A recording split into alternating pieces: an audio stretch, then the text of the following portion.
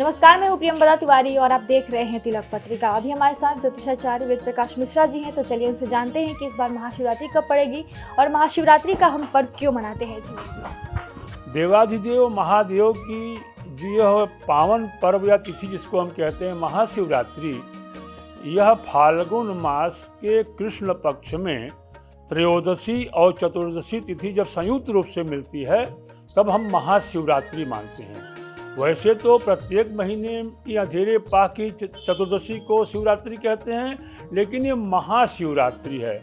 इसका महत्व इसलिए है कि जब भगवान शिव के बारे में ब्रह्मा और विष्णु ने खोज आरंभ की और लिंग स्वरूप का जो भगवान का स्वरूप है उसके खोज में जब ब्रह्मा और विष्णु दोनों निकले तो आकाश से लेकर पाताल तक भगवान शिव का जो लिंग था, विराजमान था, उसका आदि अंत कहीं नहीं मिला।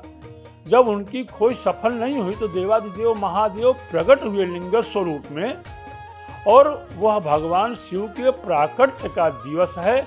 इसलिए शिवरात्रि का विशेष महत्व है। इसे महाशिवरात्रि के दिन भगवान शिव का जन्मोत्सव कहिए या प्राकट्य दिवस कहिए, यह महाशिवरात्रि हमारे लिए विशेष मानी जाती है। गुरुजी, इस दिन माता गौरा के साथ भगवान शंकर का विवाह भी उत्सव मनाया जाता है, इसके बारे में विस्तार से। देखिए, शास्त्रों में अलग अलग विषय हैं। उस दिन भगवान शिव के विवाह का कोई चर्चा नहीं बताया गया है। उस दिन भगवान शिव के प्राकट्य का दिवस जरूर बताया गया है। हाँ, रंग भरी एकादशी के दिन भगवान शिव के गौने की बात तो कही जाती है, लेकिन भगवान शिव के दो विवाह हुए, एक सती के साथ हुए, एक पार्वती के साथ हुए। लेकिन शास्त्रों के अनुसार उन दोनों में कोई भी विवाह महाशिवरात्रि के दिन नहीं हुआ था। उनके अलग अलग पर्व हैं, उनको हम आपको बता देंगे आगे। भगवान शंकर को हम प्रसन्न कैसे करें? अगर हम जल दें तो कौन से मंत्र का उच्चारण हम उस समय करें? देखिए, भगवान विष्णु अलंकार प्रिय हैं। अलंकार प्रियो विष्णु जलधारा शिव प्रिय। भगवान विष्णु को अलंकार प्रिय है और देवाधिदेव महादेव एक लोटा जल से प्रसन्न हो जाते हैं। तो एक लोटा जल, लेकिन मन रहे बिना छल।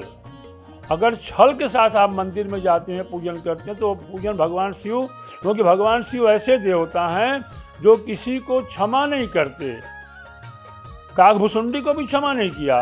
एक बार हर मंदिर जपत रहूं शिव नाम, गुरु आयु अभिमानते उठ नहीं कीन प्रणाम। सो दयाल नहीं कहूँ कछु उर्न रोष लवलेश, अति अघ गुरु अपमानता सही नहीं सकेउ महेश। तो भगवान महेश, भगवान शिव जो हैं, वह तो किसी को क्षमा नहीं करते। तो भगवान शिव के मंदिर में जब आप जाएं तो निश्छल होकर जाएं। भले एक लोटा जल हो, लेकिन मन बिना छल का हो, तो भगवान शिव की पूजा आप कर सकते हैं। मंत्रों की बात जहाँ तक आप करती हैं, तो सर्वसाधारण के लिए नमः शिवाय, ओम नमः शिवाय, और भगवान शिव का एक जो मंत्र है ओम नमो भगवते रुद्राय, यह मंत्र सर्वाधिक फल देने वाला मंत्र है। अगर इसको आप जपते हैं, इस मंत्र से पूजा करते हैं, उसके अलावा तो रुद्राष्टक है, नमामि समीशान निर्वाण रूपम विभुम व्यापकम ब्रह्म वेद स्वरूपम, और भगवान रुद्र का सूक्त है, रावण के द्वारा जो किया गया शिव तांडव स्तोत्र है। बहुत सी चीज़ हैं और बहुत से मंत्र हैं जिससे भगवान शिव को हम प्रसन्न कर सकते हैं। लेकिन नमो भगवते रुद्राय जो भगवान का यह महामंत्र है, ये हर प्रकार से कल्याणकारी है। शिवरात्रि पर हम क्या करें और क्या नहीं करें विशेषकर? देखिए, इसका नाम है शिवरात्रि। शिव माने होता है कल्याण, और रात्रि माने जहाँ हम जाकर के विश्राम करें। तो कल्याण के पास हम जब जाएंगे तो विश्राम हमें परम विश्राम होगा। हमारे यहाँ 3 रात्रियाँ बताई गई हैं, कालरात्रि महारात्रि मोहरात्रिश्च दारुणा।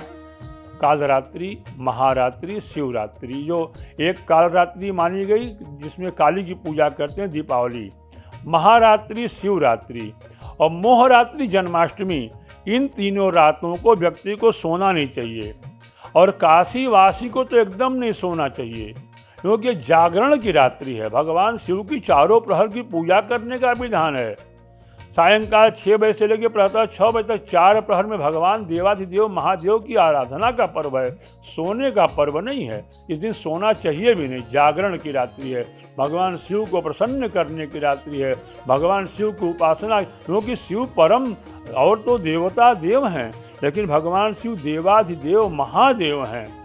भगवान शिव के विवाह में जब पूछा गया देवताओं से, जब पूछा ऋषियों ने भगवान शिव से कि आपके पिता कौन हैं, तो बोले विष्णु, बोले पितामह कौन है, बोले ब्रह्मा, कहे प्रपितामह कौन है, कहे मैं स्वयं हूँ।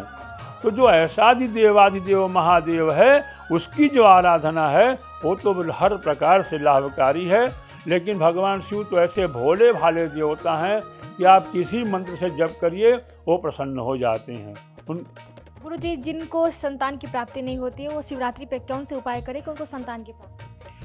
देखिए, शिवरात्रि भगवान शिव की तिथि है। शिव की तिथि, शिव भगवान हमारे भाग्य के देवता हैं। भाग्य को बदलने का सामर्थ्य अगर किसी देवता में है तो महादेव में है। तो जिनको संतान की कामना हो उनको निराहार रह करके कोई आहार न लें और भगवान शिव के पास ले जा करके कोई ऐसा फल जो त्याग कर सकें कि इस फल को आजीवन हम नहीं खाएंगे, और फल हो जो उनका सबसे सुंदर प्रिय फल हो। ऐसा नहीं कि आपने केला अमरूद चढ़ा दिया या कोहड़ा चढ़ाते नहीं, जो आपका प्रिय, अगर आपको आम प्रिय है, आपको सेब प्रिय है, तो जो आपका प्रिय फल हो उस फल को भगवान को अर्पण करें। भगवान, यह फल मैं आपको अर्पण कर रहा हूँ, इसका फल मुझे दें, मैं इस फल को आजीवन नहीं ग्रहण करूँगा। तो जब ऐसी कोई कामना करके भगवान देवाधिदेव महादेव की आराधना करेंगे तो संतान प्राप्ति अवश्य होगी। जिन कन्याओं की शादी नहीं होती या जो बालक उनकी शादी नहीं होती, मनचाहा वर पाने के लिए हम भगवान शंकर की कौन सी आराधना करें? कैसे? विवाह के लिए सर्वोत्तम पर्व है, क्योंकि भगवान शिव का जहाँ लिंग होगा तो नीचे अर्घा होगा। अर्घा पार्वती है, और अगर अर्घे को हटा दिया जाए तो शक्ति के बिना शिव 100 के समान है, तो अर्घा पार्वती है। तो जिन कन्याओं की शादी न हो रही हो उनके 16 श्रृंगार की सारी सामग्रियाँ, और वो ऐसी सामग्री हो जिनको आप दान करें, उसका वो यूज करें। फेंकने की वस्तु नहीं, जो बाजार में आजकल सुहाग पिटारी मिलती 20 रुपए वाली, वो नहीं। वो वस्तु जो किसी को आप दें वो यूज करे। ऐसी सामग्रियाँ ले करके 16 सामग्रियाँ लाल कपड़े में बांध करके और 5 फल ले करके भगवान शिव के चरणों में माता पार्वती के अर्घ्य में अर्पण करें, अवश्य उनकी कामना पूर्ति की कोई उसमें संदेह नहीं है। अगर किसी व्यक्ति की नौकरी नहीं लगती है, उनकी पेशा अच्छी नहीं चलती है, तो उसके लिए कोई?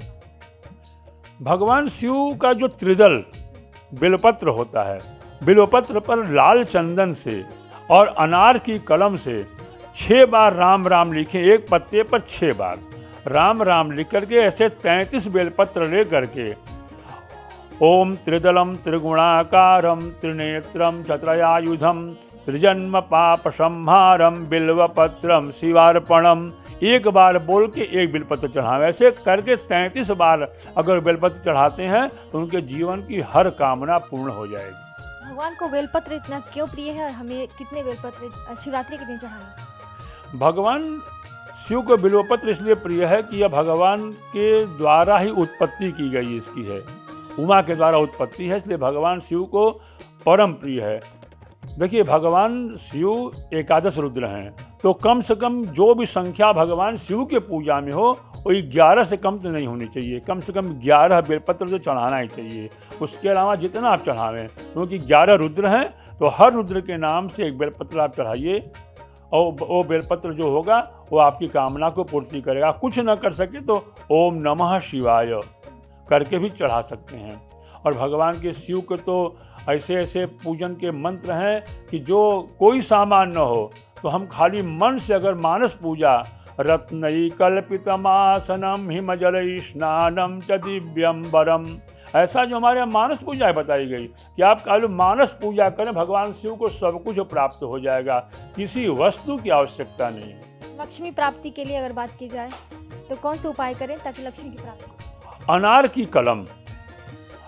की कलम से बिल्वपत्र पर केसर की चंदन बना करके और 108 बिल्वपत्र पर उमा लिख करके अगर आप चढ़ाते हैं तो वो कामना भी भगवान महादेव पूर्ण कर देंगे। लेकिन इस शिवरात्रि का विशेष महत्व तभी है पूजन का जब आप रात्रि जागरण करें। बिना जागरण के इस व्रत का महत्व नहीं है।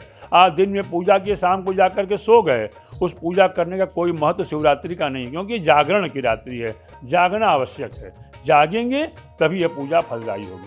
जी, भगवान शंकर को रुद्राभिषेक किया जाता है, उनको बहुत ही प्रिय है, तो कैसे हम रुद्राभिषेक करें ताकि हमारे जीवन में सुख और समृद्धि की प्राप्ति हो सके? देखिए, बहुत सी चीज़ों से लोग रुद्राभिषेक कराते हैं, लेकिन सर्वोत्तम भगवान शिव का जो रुद्राभिषेक होता है वो जल धारा से ही होता है। जल में गंगा जल मिला करके उसमें थोड़ा गुलाब जल की 2-4 बूंदें डाल करके उससे आप अभिषेक करें। क्योंकि हम जो मंत्र पढ़ते हैं, ओम त्र्यंबकम यजामहे सुगंधिम पुष्टिवर्धनम उर्वारुकमिव बंधनान मृत्योर्मुक्षीयमामृतात्, सुगंधी जो होती है पुष्टि कारक होती है।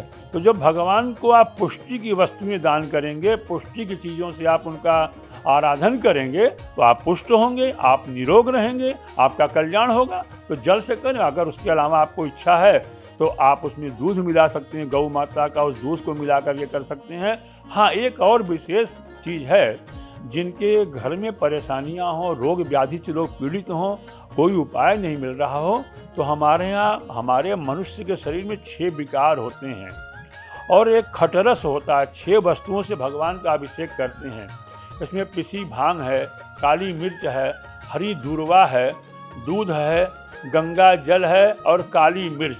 इन 6 वस्तुओं को थोड़ा थोड़ा मात्रा में लेकर के उनको कूच करके पीस करके और उसको जल में मिला के छान लें, और उसके जल से अगर आप अभिषेक अगर आप करते हैं तो जो हमारे मनुष्य शरीर में जो 6 विकार हैं, जिनसे हमारे शरीर में तमोगुण, रजोगुण, सतोगुण उससे जो दोष उत्पन्न होते हैं वो सब दूर हो जाते हैं, रोग व्याधि दूर हो जाती है और समस्त कामनाएं भगवान खटरस के अभिषेक से सब कामनाएं भगवान पूर्ण कर देते हैं। अगर हमें अपनी भाग्य को बदलना है तो भगवान शंकर की हम आराधना कैसे करें?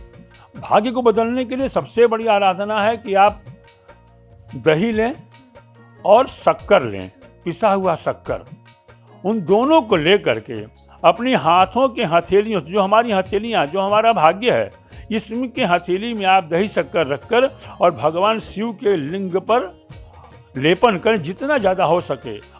और उसके बाद भगवान शिव को जल से स्नान करावें और उस जल का कुछ पान आप करें। उससे समस्त प्रकार के जो आपके विकार हैं दूर हो जाएंगे, भाग्य चमक जाएगा। क्योंकि भावहि मेट सकहि त्रिपुरारी, जब भगवान दशरथ प्रार्थना करते हैं तो कहते हैं रामचरितमानस में, तुम प्रेरक सबके हृदय सोमति राम ही देव, बचन मोर तजी रहि घर परिहरि शील स्नेह, आशुतोष तुम अवधर दानी, आरती हरहु दीन जन जानी। ऐसी प्रार्थना भगवान जब राम के पिता दशरथ जी कर रहे हैं भगवान शिव से, तो भगवान शिव परम आराध्य, परम कल्याणकारी हैं। उनकी आराधना आप करें और भाग्य अवश्य बदलेगा। इस कामना के साथ कि शिवरात्रि सबके लिए मंगलमय हो, सबके लिए कल्याणमय हो, सबके लिए भगवान देवादिदेव अपनी कृपा बरसावें। नमः पार्वती पते हर हर महादेव। गुरुजी, भगवान शंकर को हम भांग और धतूरा क्यों चढ़ाते हैं? उनको इतना प्रिय क्यों है? देखिए, जिस वस्तु को संसार ने त्याग दिया, महादेव ने उसको ग्रहण कर लिया। समुद्र मंथन हुआ, सभी भाग खड़े हुए, देवता दैत्य सब भाग खड़े हुए, संसार जलने लगा। भगवान देवादिदेव ने वो हलाहल विष पी के कंठ में रख लिया, नीचे नहीं उतरने दिया, क्योंकि नीचे भगवान राम विराजमान है। तो भगवान ने अपने कंठ में रखा और नीलकंठ हो गए।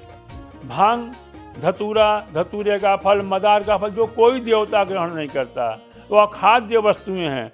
उन वस्तुओं को भगवान शिव ने अपने लिए, जिसको संसार में सब छोड़ देगा उसको हम अपने पास रख लेंगे। तो भगवान शिव ऐसे देवता हैं कि संसार जिसका त्याग करता है, भांग का त्याग कर जाकर नशे की वस्तु है, धतूरा कोई नहीं खाएगा, धतूरे का फल कोई नहीं खाएगा, मदार नहीं खाएगा, तो जिसको सबने अग्राह्य कर दिया भगवान शिव सबको ग्रहण कर लेते हैं। और ऐसा कुछ नहीं लोगों ने गाना बना दिया, गौरा से भंगिया पिसा, ऐसा कुछ नहीं, सब तो कपोल कल्पित बातें हैं। मूल बात यह है कि संसार जिसको त्याग देता है उसको हमारा महादेव ग्रहण कर लेता है, चाहे वह भांग हो, धतूरा हो, आग का फूल हो, जो है तो भगवान संसार जिसको त्यागता है भगवान सबको ग्रहण कर लेते हैं। ऐसा इनका परिवार है कि एक दूसरे के विरोधी वहाँ पड़े हुए हैं। बैल है, शेर है, सर्प है, मयूर है, चूहा है, एक दूसरे के दुश्मन हैं, लेकिन शिव का परिवार ऐसा कल्याणकारी परिवार है कि सब एक साथ वहाँ रहते हैं। सर्प चूहे को नहीं खाता, मोर सर्प को नहीं खाता, बाघ बैल को नहीं खाता, सब एक साथ मिलजुल के रहते हैं। इसीलिए भगवान शिव का जो परिवार है वो कल्याणमय परिवार है, इसलिए भगवान सबको ग्रहण करते हैं। अमंगल्यम शीलम तव भवतु नामैवमखिलम अथापि स्मरतृणाम वरद परमं मंगलमसि। भगवान अमंगल को दूर करते हैं और भगवान शिव को भस्म चढ़ाने की परंपरा जो है इसलिए है। श्मशाने स्वाक्रीड़ा स्मरहर पिशाचा सहचरा चिता भस्मालेपो गरलमसनम दिक्पटधरो। भगवान शिव कहते हैं सबने तुमने छोड़ दिया, तुम चले गए अपना सौ छोड़ करके जल आगे लगे, मैं उसके भस्म को भी ग्रहण करता हूँ। तो भगवान चिता का भस्म लेपन करते हैं। कुछ गलत परंपराओं में आजकल लोग क्या क्या नया नया त्यौहार मना रहे हैं चिता भस्म के साथ, लेकिन नहीं करना चाहिए। वो केवल योगियों के लिए, अवघड़ों के लिए और भगवान शिव के लिए चिता की भस्म है और किसी सांसारिक व्यक्ति के लिए वो भस्म नहीं है। असल सबको उसका ध्यान रख के अपने जीवन में कार्य करना चाहिए। अभी हमारे साथ ज्योतिषाचार्य वेद प्रकाश मिश्रा जी थे, उन्होंने महाशिवरात्रि के बारे में हम सबको बताया और कहा कि महाशिवरात्रि का व्रत हमें रखना चाहिए और खासकर महाशिवरात्रि के दिन रात्रि में हमें जागरण जरूर करनी चाहिए। इस दिन भगवान शंकर, माता पार्वती का विशेषकर हमें ध्यान करना चाहिए, उनकी आराधना करना चाहिए। कैमरा पर्सन दीपक गुप्ता के साथ मैं प्रियंवदा तिवारी, देखते रहिए तिलक पत्रिका।